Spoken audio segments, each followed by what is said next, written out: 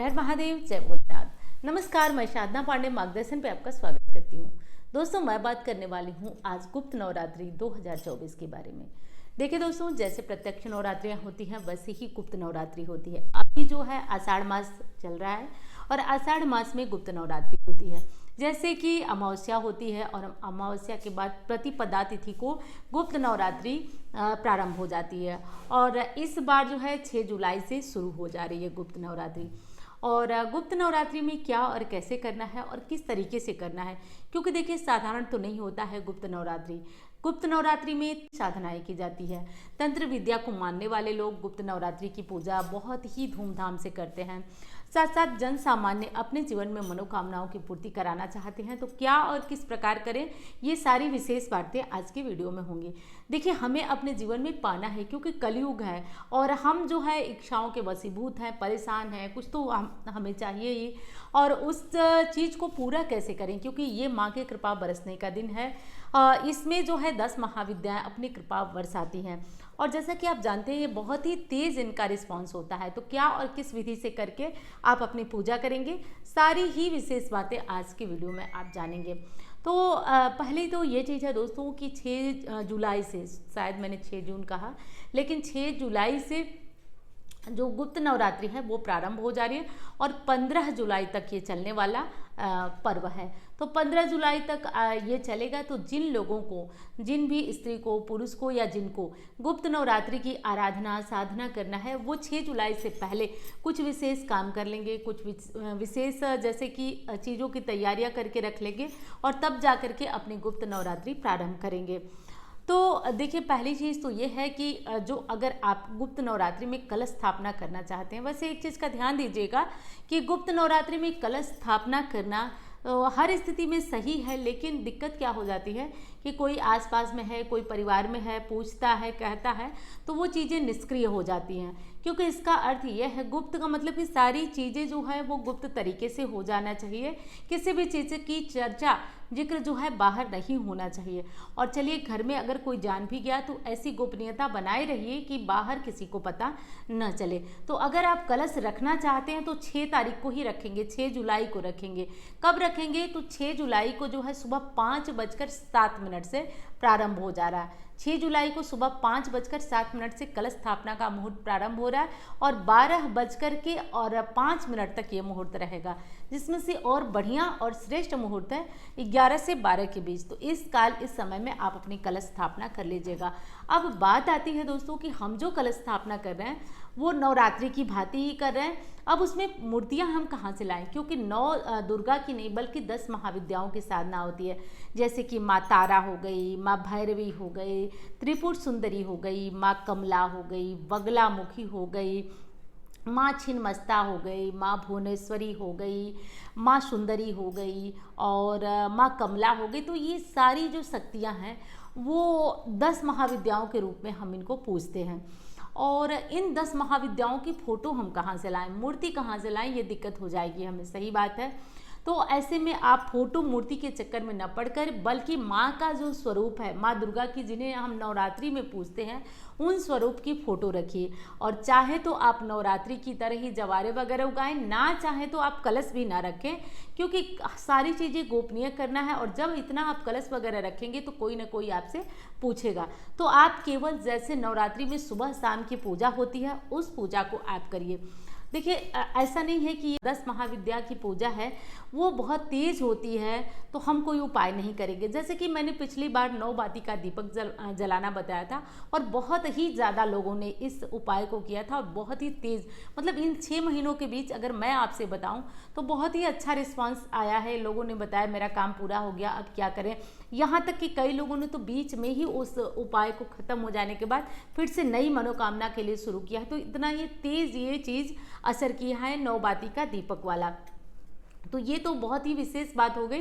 तो ये आपको नहीं निराश होना है कि नहीं ये जो है 10 महाविद्या की साधना हमारे लिए नहीं बनी है, बिल्कुल करना है, लेकिन थोड़ा सावधान रह करके, चीज़ों को सोच करके, क्योंकि देखिए ये जो तंत्र विद्या होती है या तंत्र शास्त्र में एक चीज़ बिल्कुल स्पष्ट लिखा है कि जो कर्मकांड होते हैं वो दो धारी तलवार, दो मुही तलवार होती है। अगर वो चल जाते हैं ना तो उनका निष्फल होना असंभव है, वो कभी निष्फल नहीं होते। अगर वो तलवार चल गई तो समझिए कि सामने वाले को नुकसान पहुंचा के ही मानेगी, और अगर आपसे कोई चूक हुई, आपसे गलती हुई, तो फिर आपकी गर्दन भी वो उड़ा देगी, भले आपने ही उसको दूसरों के लिए भेजा था। तो ये है कर्मकांड, इसलिए दोस्तों इन चीज़ों से बच के रहना चाहिए।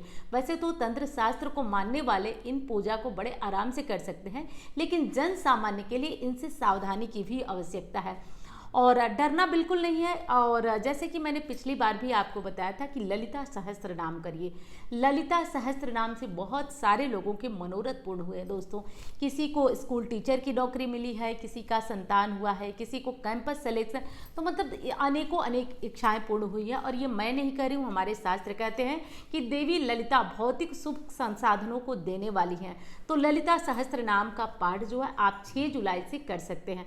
वैसे तो देखिए कोई पाठ का ना मैं ये नहीं कहूँगी कि केवल 9 दिनों में आपको असर होगा या 9 दिनों में तुरंत आपकी मनोकामना पूरी होगी, ऐसा होता नहीं है, समझ लीजिए। अगर हो गया तो आप बहुत भाग्यशाली हैं, लेकिन किसी चीज़ को पाना है ना तो ये कलयुग है। जैसे कि देखिए पहले जो हमारे वेद शास्त्र है 108 मंत्र जपने का नियम क्यों होता था? ऐसा माना जाता है कि 108 की संख्या में प्रतिदिन मंत्र जप हो तो कुंडलिनी जागरण हो जाता था, साधक की कुंडलियां जागृत हो जाती थी। परंतु ऐसा नहीं है दोस्तों, ये कलयुग है।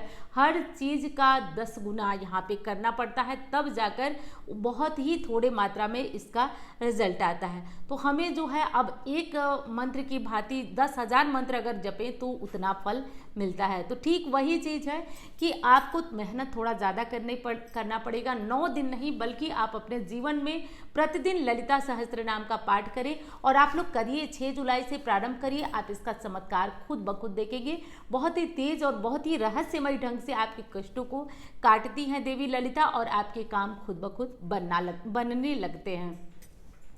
तो ये बहुत ही ज़्यादा फायदेमंद है। अब दूसरी चीज़ आपको बता देती हूँ दोस्तों कि जैसे देवी चरित्र सुनना बहुत फायदेमंद होता है। जैसे मान लीजिए कि अगर आप इस 9 दिनों में आप दुर्गा सप्तशती का पाठ करते हैं तो करिए। दुर्गा सप्तशती भी बहुत ही अनमोल है, इसका पाठ करना चाहिए। लेकिन आप यदि इन देवी के जो 10 महाविद्याएं हैं इनके चरित्र का श्रवण करते हैं, इनके बारे में जानते हैं और 10 महाविद्याओं के जो चरित्र हैं, जो कार्य हैं, होने वाले इनसे लाभ हैं, इनकी पूजा से सावधानियां हैं, तो वो एक दिन पहले मैं डाल दिया करूंगी। तो उसके लिए आप अगर चैनल सब्सक्राइब नहीं किया, आपका मन हो तो आप उस चैनल को सब्सक्राइब करके जुड़ जाइएगा, क्योंकि पिछले साल का रिस्पॉन्स जिन लोगों ने किया है मैं जानती हूँ उनको बहुत ही अच्छा रिस्पॉन्स मिला है।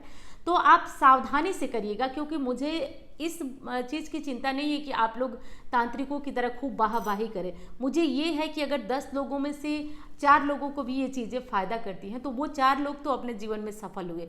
तो ये कोशिश, ये प्रयास मेरा चलता रहेगा। तो प्रतिदिन जो है 10 महाविद्याओं के बारे में, एक एक महाविद्या की जानकारी और पूजा विधि की जानकारी आपको सावधानी के साथ मिलती रहेगी। तो उसके लिए आप सब्सक्राइब करने का मन हो तो कर लीजिएगा, और हाँ, लाइक करना भी भूलिएगा मत। तो ये सारे काम आप भूलिएगा मत, कर दीजिएगा। अब हम लोग बात करते हैं कि क्या और करना है। तो जैसे नवरात्रि की भांति नियम है ना, वैसे ही इसमें भी आपको वही सब नियम लेना है। जैसे उस नवरात्रि में आप 9 दिनों का नियम लेते हैं, ब्रह्मचर्य का पालन करते, ठीक उसी तरह बल्कि उससे भी ज़्यादा तेज नियम आपको पालन करना चाहिए। लहसुन प्याज का त्याग करिए, ब्रह्मचर्य का पालन करिए, दिन में मत सोइए, झूठ मत बोलिए, निंदा मत करिए, कपट मत करिए, नए वस्त्र मत पहनिए, बिल्कुल साधक की तरह आप पूजा आराधना करिए। अब बात कर लेते हैं 15 जुलाई समाप्त होगी, तो उस दिन क्या करेंगे। 15 जुलाई को जो आपने मंत्र जपा था, जैसे कि आप, जैसे मैंने बताया ललिता सहस्त्रनाम का पाठ करिए, माता दुर्गा के किसी मंत्र का आप जप करिए। 10 महाविद्याओं में कोई भी साधना इतनी आसान नहीं है जो आप करें, तो आप मत करिए। आप विवाह से संबंधित या किसी भी चीज़ को पाना चाहते हैं ना, तो मेरे कहने पर यदि विश्वास है तो आप ललिता सहस्त्र नाम का पाठ करें।